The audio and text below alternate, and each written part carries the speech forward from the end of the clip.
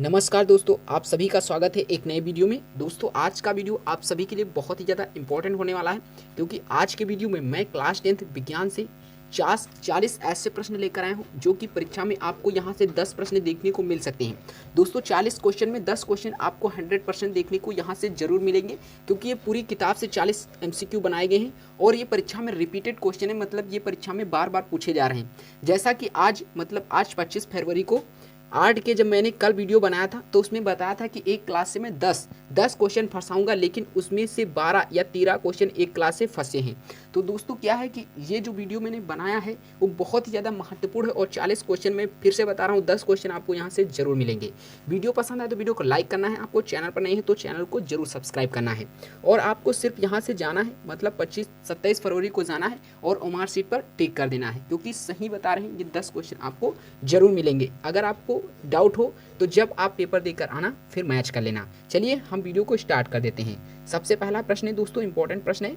सबसे पहला प्रश्न है, किस दर्पण की फोकस दूरी ऋणात्मक होती है?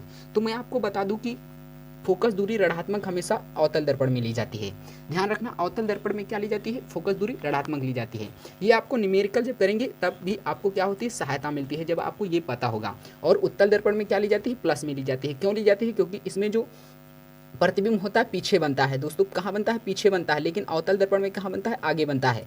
जब आपके टीचर ने पढ़ाया होगा तब आपको बताया होगा कि क्यों ऋणात्मक ली जाती है और क्यों धनात्मक ली जाती है। तो चलिए हम आपको डिटेल में नहीं बता सकते हैं। तो चलिए दूसरा क्वेश्चन देखते हैं। देखिए, बहुत ही महत्वपूर्ण प्रश्न है। दर्पण की फोकस दूरी मतलब एफ और वक्रता त्रिज्या आर में क्या संबंध है? बहुत बार परीक्षा में ये क्वेश्चन पूछा गया है और इसके बहुत ही ज़्यादा 100% पूछे जाने की संभावना है। दोस्तों, ये बात आप अच्छे से याद कर लीजिए। देखिए, इसका जो संबंध होता है क्या होता है? एफ बराबर आर बटे 2। ये याद रखना दोस्तों, क्या ये याद रखना, ये फोकस दूरी और वक्रता त्रिज्या में संबंध होता है। कभी कभी परीक्षा में इस तरह भी दे सकता है, आर बराबर 2f। तो आपको कंफ्यूज नहीं होना है, क्योंकि जब इसका आपस में क्रॉस गुणा होता है तो इस तरह का आ जाता है। तो आपको इस बात में बिल्कुल भी क्या नहीं करना है? डाउट नहीं होना चाहिए। तो चलिए हम दूसरा क्वेश्चन देखते हैं। दूसरा क्वेश्चन है, समान दृष्टि के लिए स्पष्ट दृष्टि की न्यूनतम दूरी है। तो सामान्य दृष्टि के लिए स्पष्ट दृष्टि की न्यूनतम दूरी दोस्तों 25 सेंटीमीटर होती है। कितनी होती है? 25 सेंटीमीटर होती है। अगर अधिकतम पूछे तो कितनी होती है?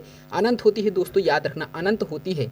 क्या होती है? अनंत होती है। चलिए नेक्स्ट क्वेश्चन देख लेते हैं दोस्तों। नेक्स्ट क्वेश्चन है, श्वेत प्रकाश का कौन सा रंग, मतलब रंगों को वर्ण भी कहा जाता है, याद रखना, किसी प्रिज्म से गुजरने के पश्चात सबसे कम झुकता है। तो आपको पता होगा, जब आपके टीचर ने पढ़ाया होगा कि वर्ण विक्षेपण, तब उसमें बताया होगा कि लाल रंग क्या होता है? सबसे कम झुकता है। कौन सा रंग झुकता है? सबसे कम झुकता है लाल रंग। तो इसका राइट आंसर हो जाएगा ऑप्शन नंबर सी। और सबसे अधिक की बात करें तो कौन सा होता है? बैंगनी। कौन सा होता है? बैंगनी सबसे अधिक होता है। तो सबसे कम लाल का होता है, सबसे कम बैंगनी का झुकाव सबसे कम होता है। नेक्स्ट क्वेश्चन देखते हैं। नेक्स्ट है, मानव आंख की रेटिना द्वारा बनाई गई छवि होती है। तो मानव आंख की जो रेटिना द्वारा बनाई गई छवि होती है हमेशा क्या होती है? वास्तविक और सीधी होती है। मतलब सीधा होता है या वास्तविक और सीधा होता है। तो option number B right answer हो जाएगा। दोस्तों, क्लास अगर पसंद आए तो दोस्तों क्लास को शेयर जरूर कर देना और वीडियो को लाइक करना, चैनल पर जरूर सब्सक्राइब कर लीजिए, क्योंकि अभी जो इंग्लिश और सोशल का पेपर बाकी है उसमें मैं इंपॉर्टेंट प्रश्न आपको करा दूंगा, जिससे आपको ओमार सीट भरने में बहुत ही आसानी हो सके और आपके 20 मार्क्स कंप्लीट हो सके। तो चलिए दूसरा क्वेश्चन देखते हैं। आकाश का रंग नीला प्रतीत होता है। तो आकाश का रंग क्यों नीला प्रतीत होता है? तो मैं आपको बता दूं कि प्रकाश के परिकरण के कारण क्या होता है? आकाश का रंग नीला प्रतीत होता है। लेकिन दोस्तों, अब की बार आपके सिलेबस में प्रकाश का परिकरण जो है वो हटा दिया गया है, तो शायद ये क्वेश्चन ना पूछा जाए, लेकिन पूछा जाएगा तो आपको याद हो जाना चाहिए। नेक्स्ट क्वेश्चन देखते हैं। नेक्स्ट है, किस दर्पण से वस्तु का प्रतिबिंब बड़ा बनता है? तो आपको पता होगा कि किस दर्पण से वस्तु का प्रतिबिंब बड़ा बनता है। तो सबसे जो ज़्यादा बड़ा बनता हो तो अवतल दर्पण से बनता है, उत्तल दर्पण से मीडियम मतलब छोटा बनता है, समतल दर्पण से भी उसी प्रकार बनता है। तो चलिए नेक्स्ट क्वेश्चन देखते हैं। नेक्स्ट क्वेश्चन है, निम्नलिखित में से कौन सा लेंस निकट दृष्टि दोष को ठीक करने के लिए उपयोग किया जाता है? तो निकट दृष्टि दोष जब किसी व्यक्ति की होता है तो उसकी आंख में किस प्रकृति का लेंस लगाया जाता है, मतलब कौन सा लेंस लगाया जाता है दोस्तों? तो क्या कौन सा लेंस लगाया जाता है? अवतल लेंस लगाया जाता है। अगर दूरदृष्टि की बात करता तो उत्तल लेंस लगाया जाता है। ठीक है दोस्तों, दूरदृष्टि दोष की बात करता तो कौन सा? उत्तल लेंस लगाया जाता है। और निकट दृष्टि दोष के लिए अवतल लेंस लगाया जाता है। याद कर लेना, यहाँ से आपको एक क्वेश्चन देखने को जरूर मिलेगा। तो चलिए नेक्स्ट प्रश्न देखते हैं। नेक्स्ट निम्नांकित में से कौन उपकरण विद्युत धारा की उपस्थिति दर्शाता है? तो विद्युत धारा की उपस्थिति दर्शाता है तो वो कौन सा यंत्र दर्शाता है?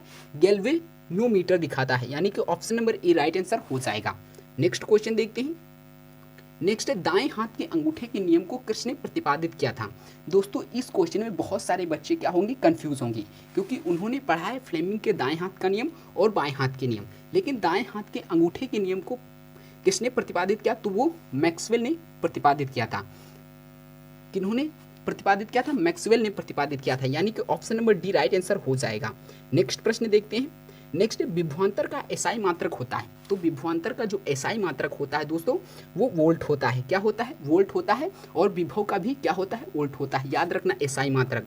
नेक्स्ट क्वेश्चन देखते हैं। नेक्स्ट निम्नलिखित में से किस संयोजन द्वारा प्रतिरोध का मान बढ़ता है? तो आपसे बता दें कि प्रतिरोध का हमेशा मान बढ़ता है श्रेणी क्रम में। किसमें? श्रेणी क्रम में बढ़ता है। और कम किस में होता है? तो समांतर क्रम में होता है। क्यों होता है? क्योंकि श्रेणी क्रम का आप फॉर्मूला जानते हैं, R1 + R2 + R3, मतलब डैश डैश जितने भी हों, तो यहाँ क्या होता है? प्रतिरोधों को ऐड कर दिया जाता है। लेकिन समांतर क्रम में क्या होता है? 1/R = 1/R1, तो इसमें क्या होता है? भाग कर दिया जाता है। इसी वजह से यहाँ पर क्या प्रतिरोध का मान न्यूनतम आता है। और आपसे पूछेगा कि किस संयोजन द्वारा प्रतिरोध का मान बढ़ता है? तो श्रेणी क्रम में बढ़ता है। अगर घटने की बात करें तो समांतर क्रम में घटता है। दोनों में बिल्कुल भी नहीं होगा। तो नेक्स्ट क्वेश्चन देखते हैं। नेक्स्ट है चुंबकीय बल रेखा की प्रकृति होती है। तो चुंबकीय बल रेखा की प्रकृति जो होती है कौन, वास्तविक एवं काल्पनिक दोनों होती है। काल्पनिक पर मत टिक कराना, वास्तविक पर मत टिक कराना। अगर ये दोनों हैं तो वास्तविक एवं काल्पनिक दोनों करना, अगर नहीं है तो आपको काल्पनिक लगाना है, ध्यान रखना। चलिए नेक्स्ट क्वेश्चन देखते हैं। नेक्स्ट 1 किलोवाट घंटा किसके बराबर होता है? तो 1 किलोवाट घंटा बराबर होता है, जो ऑप्शन नंबर सी है, 3.6 × 10⁶ जूल। याद रखना दोस्तों, इंपॉर्टेंट क्वेश्चन है और जितनी बार परीक्षा हुई है सभी बार ये प्रश्न पूछा गया है। अब की बार भी ये प्रश्न 100% पूछा जाएगा। नेक्स्ट क्वेश्चन देखते हैं। नेक्स्ट है नवीकरणीय ऊर्जा का स्रोत क्या है? तो नवीकरणीय ऊर्जा का स्रोत वो स्रोत होते हैं जिनका हम क्या करते हैं, प्राचीन काल से प्रयोग कर आ रहे हैं और वो अभी तक समाप्त नहीं हुए और अनंत तक चलते भी रहेंगे। जैसे कि कौन सा होगा? तो सौर ऊर्जा। जैसे कि हम आपको बता दें कि प्राचीन काल में जब आदि मानव थे, मतलब जब पृथ्वी का जन्म हुआ था, तभी से क्या सौर ऊर्जा हमें प्राप्त हो रही है, तो ये नवीकरणीय ऊर्जा स्रोत में आती है। लेकिन कोयला से प्राप्त ऊर्जा, मतलब कोयले जैसे जो ईंधन होता है, जैसे कोयला ले लीजिए, पेट्रोलियम ले लीजिए, ये क्या उनसे अनवीनीकरणीय ऊर्जा स्रोत होते हैं, क्योंकि ये समाप्त हो सकते हैं। तो आपका यहाँ पर जो राइट आंसर हो जाएगा option number B right answer हो जाएगा, सौर ऊर्जा। Next question. नेक्स्ट है कौन सा लेंस अपसारी लेंस भी कहा जाता है? तो याद रखना अवतल लेंस अपसारी लेंस कहा जाता है, option number A right answer. Next question. प्रकाश का प्राथमिक वर्ण कौन है? तो प्रकाश का प्राथमिक वर्ण कौन है? तो उपरोक्त सभी हैं, मतलब लाल, नीला और हरा, उपरोक्त सभी हैं। याद रखना दोस्तों, इंपॉर्टेंट प्रश्न है। Next question. दोस्तों वीडियो पसंद आ रहा हो तो वीडियो को लाइक करिए, चैनल पर नहीं है तो चैनल को जरूर सब्सक्राइब कर लीजिए। निम्नलिखित में से कौन नेत्र का रंगीन भाग होता है? तो नेत्र का जो रंगीन भाग होता है वो आइरिस होता है, याद रखना आइरिस होता है। दोस्तों आपको अगर विज्ञान में कहीं भी दिक्कत हो रही तो कमेंट बॉक्स में बताना, मैं आपका सॉल्यूशन क्या कर दूंगा, पूर्ण करूंगा। जहां तक हो सके तो मैं आपका डाउट जो है वो क्लियर जरूर कर दूंगा। 1 HP बराबर है, अब बहुत सारे बच्चे HP सोच रहे होते क्या होता है, इसका फॉर्मूला होता है हॉर्स पावर, तो 746 वॉट होता है, option number A right answer हो जाएगा। Next question. नेक्स्ट एंड विशालक शीशा मैग्नीफाइंग ग्लास होता है, क्या होता है? तो दोस्तों इसका जो राइट आंसर हो जाएगा वो होता है अवतल लेंस। क्या होता है? अवतल लेंस होता है, इंपॉर्टेंट प्रश्न है, याद कर लेना। नेक्स्ट प्रश्न देखते हैं। नेक्स्ट जो प्रश्न है, जब किसी चालक तार से विद्युत धारा प्रवाहित होती है तो गतिशील कण हैं, तो वो दोस्तों गतिशील कण कौन से होते हैं? इलेक्ट्रॉन होते हैं, याद रखना। परमाणु, आयन, प्रोटॉन मत लगा देना, इलेक्ट्रॉन पर लगा देना। नेक्स्ट क्वेश्चन है। नेक्स्ट एम्पियर घंटा मात्रक होता है, तो एम्पियर घंटा जो मात्रक होता है शक्ति का होता है, याद रखना। नेक्स्ट क्वेश्चन देखते हैं। नेक्स्ट निम्नलिखित में से कौन सा मात्रक वाट के बराबर होता है? तो वाट के बराबर जो होता है जूल बटे सेकंड होता है, याद रखना, option number A right answer. Next विद्युत धारा का मात्रक है, बहुत ही ज़्यादा दोस्तों महत्वपूर्ण प्रश्न है और आपको मैंने बता दिया था पहले ही कि 10 क्वेश्चन यहाँ से जरूर देखने को मिलेंगे। अगर आप पूरा वीडियो देख लेते हैं तो 100% आपको 10 क्या मार्क्स यहाँ से कंप्लीट हो जाएंगे। और मैं सुबह मतलब कल एक वीडियो और लेकर आऊँगा, उससे 10 प्रश्न कंप्लीट हो जाएंगे, यानी कि आपके 20 मार्क्स कंप्लीट हो जाएंगे 2 क्लास में। विद्युत धारा का मात्रक होता है, तो विद्युत धारा का जो मात्रक होता है वो एम्पियर होता है। Option number A right answer हो जाएगा। नेक्स्ट प्रश्न देखते हैं, ग्लोबल वार्मिंग के लिए उत्तरदायी गैस कौन है? तो ग्लोबल वार्मिंग के लिए उत्तरदायी गैस जो होती है O2 होती है, याद रखना। नेक्स्ट प्रश्न देखते हैं, नेक्स्ट प्रश्न है, शरीर में भोजन का पाचन किस प्रकार की अपक्रिया है? तो शरीर में भोजन का पाचन किस प्रकार की अपक्रिया है दोस्तों? तो वो इसका राइट आंसर आप लोग क्या कमेंट बॉक्स में बताइए।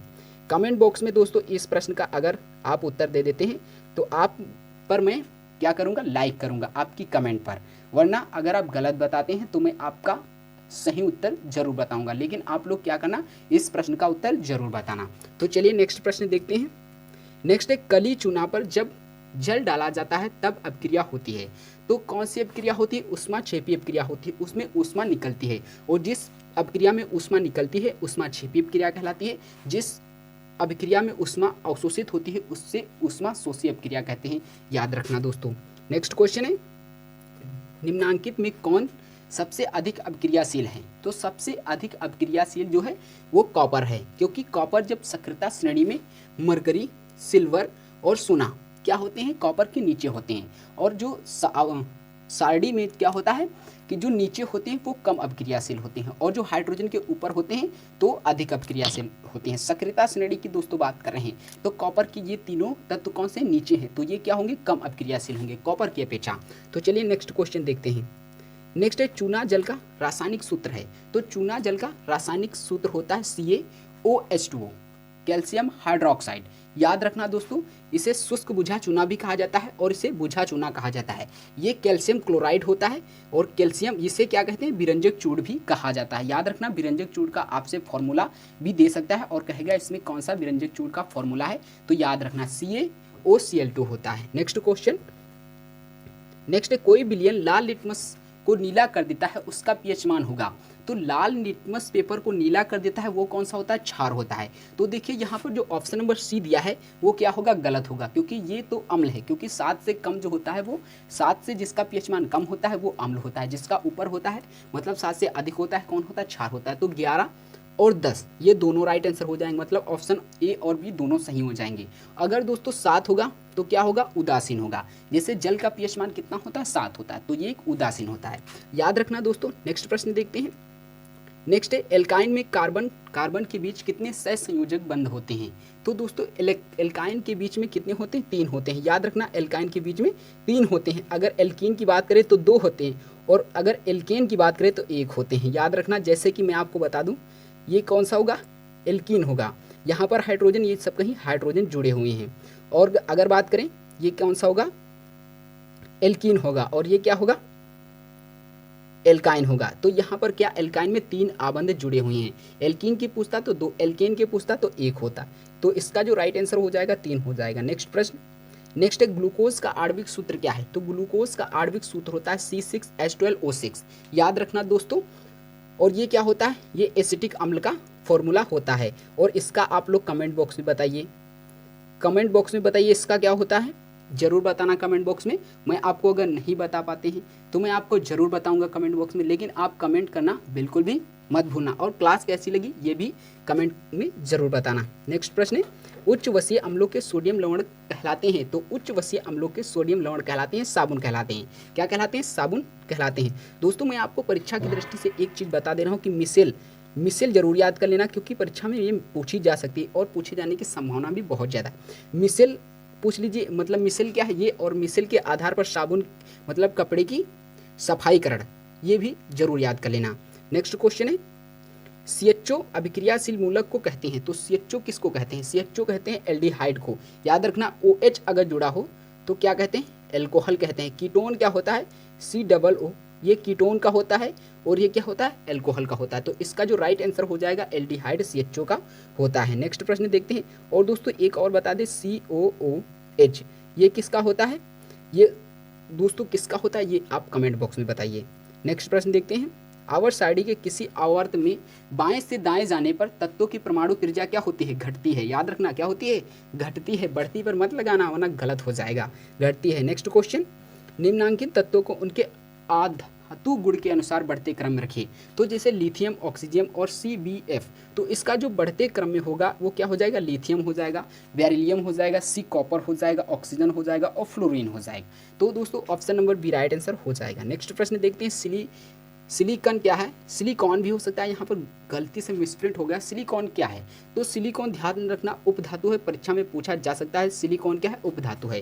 नेक्स्ट प्रश्न दोस्तों देखते हैं, नेक्स्ट निम्नांकित में कौन विद्युत धनात्मक तत्व है। तो विद्युत धनात्मक तत्व की जब भी बात आए तो सोडियम है। कौन सा, सोडियम है। और आपसे परीक्षा में पूछ सकता है वह कौन सा तत्व है जिसे चाकू से भी काटा जा सकता है। तो सोडियम और पोटेशियम याद रखना, इन्हें चाकू से भी काटा जा सकता है। नेक्स्ट प्रश्न देखते हैं दोस्तों, इतने ही प्रश्न थे, यानी कि 38 ही थे।